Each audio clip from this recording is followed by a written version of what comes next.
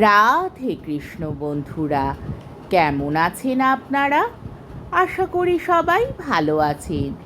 আজকে আবার একটা নতুন ভিডিও নিয়ে হাজির হয়ে গেছি। ভিডিওটি শেষ অবধি দেখার অনুরোধ রইল।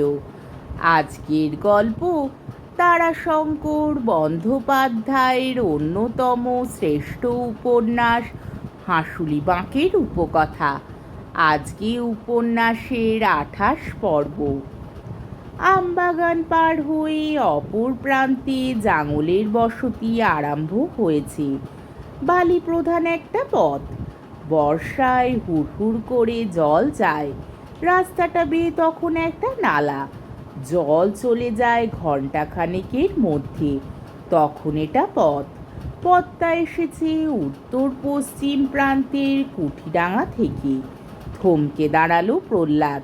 পানু বললে, দাঁড়ালে যে গো? প্রহ্লাদ বললে, ওটা কে রে? পরমের পাড়া লাগছে না? দূরে সাহেবডাঙ্গার উপরে দুটি লোক ঘুরছে। প্রহ্লাদ দেখালে, তেমনি তো লাগছে। সাথে কে বল দিনি?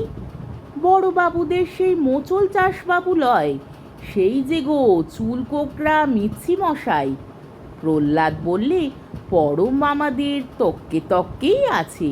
কোথা জমি কোথা পয়সা। জমি সেদিন মাতব্বরের কাছে শুনিস নাই? চন্দনপুরের বড়বাবুরা কুটি ভাঙা নিয়েছে, জমি করবে, বন্দোবস্ত করবে খানিকটা। পরম সেই তক্কেই ঘুরছে। পানু হেসে বেশ রসিয়ে বললে, ঘুরুক শালো তর্কে তর্কে পরের দুয়ারে, ওদিকে শালোর ঘরে কুত্তা ঢুকে। হাসতে লাগলো পানু। সে হাসির অনেক অর্থ, এবং সে অর্থ কাহারিরা বেদের সাপের হাঁচি চেনার মতোই চেনে। কে? বাবুদের চাপরাশি মশাই এসেছিল? তা ও তো জানা কথা। পানু ঘাড় নেড়ে বললে, সিংয়ের কথা বলছি না, সে পুরনো কথা। সে আর কে না জানি। ভূপ সিং মহাশয় ছত্রিরই ব্রাহ্মণ। সে কি আর কুত্তা হয়? সে হলো বাঘা। বাঘে ধান খেলে তাড়াবে কে? হু ওমলো কাল সন্ধেবেলাতে সে এক মজার কথা। সে হাসতে লাগলো। ভুরু নাচিয়ে প্রশ্ন করলে প্রহ্লাদ, কে কে কে রে? খুব হাসতে লাগলো। কে রে? সে বলবো মাইরি ওই বেলাতে, অনেক সময় লাগবে।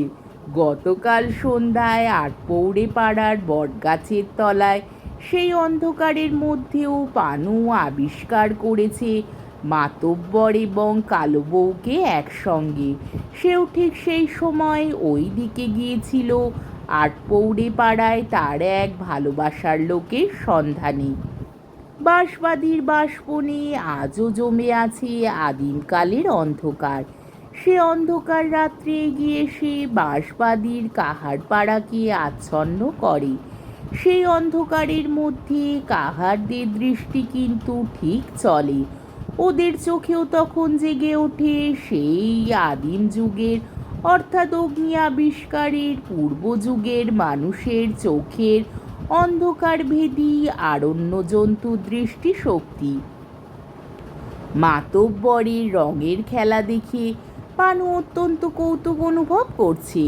কৌতুকের বেশি একটু কিছু আছে। অন্য লোক হলে ওই কৌতুকের বেশি কিছু হতো না, কিন্তু মনোয়ারি মাতব্বর। তাছাড়া মানুষটাও যেন একটু অন্য ধরনের। কৌতুকের সঙ্গে জেগেছিল বিস্ময়, তাই সে কথাটা গোপন করে রেখেছিল, প্রকাশ করতে সাহস পায় নাই। এবং গতকাল হঠাৎ পাখি ও করালির কাণ্ডটা ঘটায়, এই কাণ্ডটার কথা মনেই ছিল না বলতে গেলে। হঠাৎ পরমকে দেখে মনে পড়ে গেল তার আজও তার বলতে গিয়ে বলতে সাহস হলো না। তাছাড়া কথাটা বলবে কি না তাও পানু ভাবছে মাঝে মাঝে। ওটাকে নিজস্ব করে রাখলে ভাঙিয়ে কিছু কিছু আদায় করতে পারবে মাতব্বরের কাছে। পানু দল ছেড়ে গলিপথে ঢুকল। গলির ও মাথায় তার মনিব বাড়ি। প্রহ্লাদ প্রমুখ কজন কিন্তু মনে মনে উদ্গ্রীব হয়ে রইল। কি মজার কথা, কি মজার কথা। পরমের ঘরে কে ছিল? কথাটার কল্পনাতে সারাটা দিনের কাজ হালকা হয়ে গেল কাহারদের। প্রহ্লাদ, ভূত প্রভৃতি এরা কজন গম ঝাড়াই করলে, শীষ পিটিয়ে স্তূপ করে তুললে। জল খাবার নিয়ে আসবে মেয়েরা, কুলো দিয়ে আঁচড়ে খোসা ঝেড়ে গম বার করবে। জল খাবার অন্তত 2 সের মুড়ি, খানিকটা গুড়, পেঁয়াজ লঙ্কা আর 1 ঘটি জল। পানা তুলবে আলু, খুব মোটা আলু হয়েছে পানার মনিবের। পানার স্ত্রী জল খাবার নিয়ে আসবে, সেও আলু তুলবে। 4টে মোটা আলু পানা খোড়া মাটি চাপা দিয়ে একটা চিহ্ন দিয়ে রেখে দিল। পরিবারকে বলবে পেট আঁচলে পুড়ে নিয়ে যাবে। মোটা আলু বেছে মনিবই নিয়ে থাকে। মোটা আলুও খাওয়া হবে ভাত দিয়ে, নিজের ভাগে বেশি কিছু পাওয়া যাবে। এই বেশি পাওয়ার আনন্দটাই এক্ষেত্রে বেশি। আর প্রহ্লাদকে দেখাতে হবে। প্রহ্লাদ বলে বিঘে ভুঁই 2 পুশুরি খোল আর অ্যালমিনি সার দিয়ে ওর মনিব আলুইয়া মোটা হয়েছে। গল্প করে প্রহ্লাদের স্বভাব। পানুর মনিবের বাছুরটা কিনবে নাকি প্রহ্লাদের মনিব। আলুর টাকা থেকেই নাকি তার টাকা হয়ে যাবে, তাই দেখাবে ওকে ওর কৃষানির জমির আলু, মনিবের সম্পদ। নিজের মনিবকে বললে পানু, মনিব মশাই, প্রহ্লাদে আজ আমারে পালা বাছুরটার কথা শুধাচ্ছিল। বলে কত দাম, ওর মনিব এবার গরু কিনবে। পানুর মনিব লগন্ধ অর্থাৎ নরেন্দ্র মণ্ডল মহাশয় বিচক্ষণ হিসাবী লোক।